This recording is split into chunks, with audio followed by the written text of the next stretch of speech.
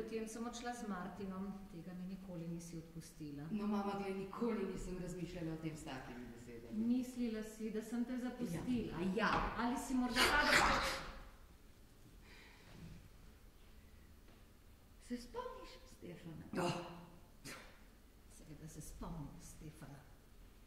Nikoli vama ne bi šlo z otrokom. Mama, 18 sem jih imela. Stefan je bil odrasel, rada sva se imela. Hotela sva otroka. Šlo nama je. Nikoli vama ni šlo! Šlo nama je!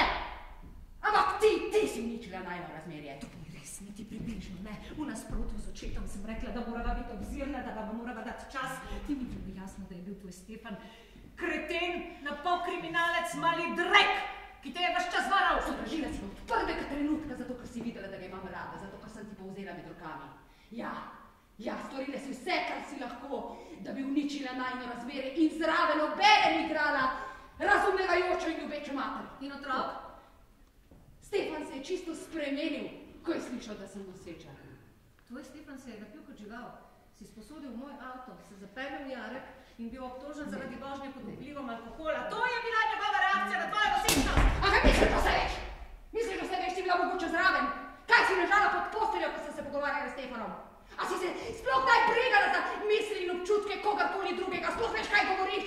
A si se sploh daj brigala za kogarkoli, razen samo zase? Te obtožbe sem slišala že nekaj. Ja, ampak Stefan ni bil kot drugi, mama.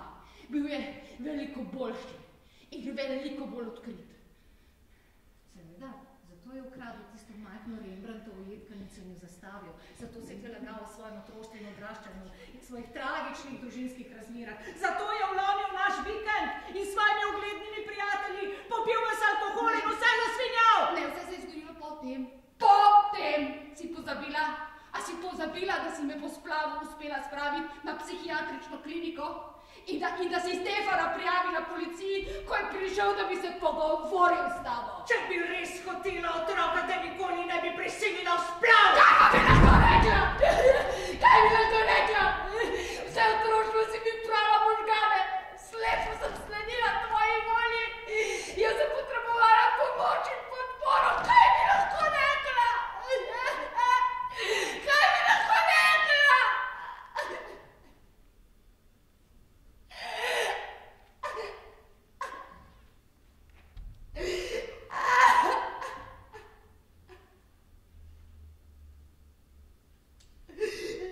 Mislila sem, da sem ti pomagala.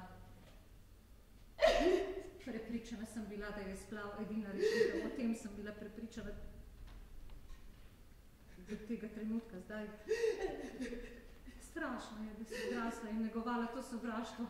Vsaka leta, zakaj nisi nikoli nič rekla? Zato, ker nisi nikoli poslušala. Zato, ker vsi vemo, da si notorična eskapistka. Zato, ker si čustveno invalidna. Zato, ker si nemočno zabubljena sama vase. Zato, ker v bistvu sovražiš mene in Heleno. Zato, ker si me zakopala v svojo hladno maternico. In zato, ker sem te jaz imela rada. In ti si me imela za ogabno in ponesrečeno in nenadarjeno. In uspela si me raditi za vse življenje, tako kot si ti sama ranjena.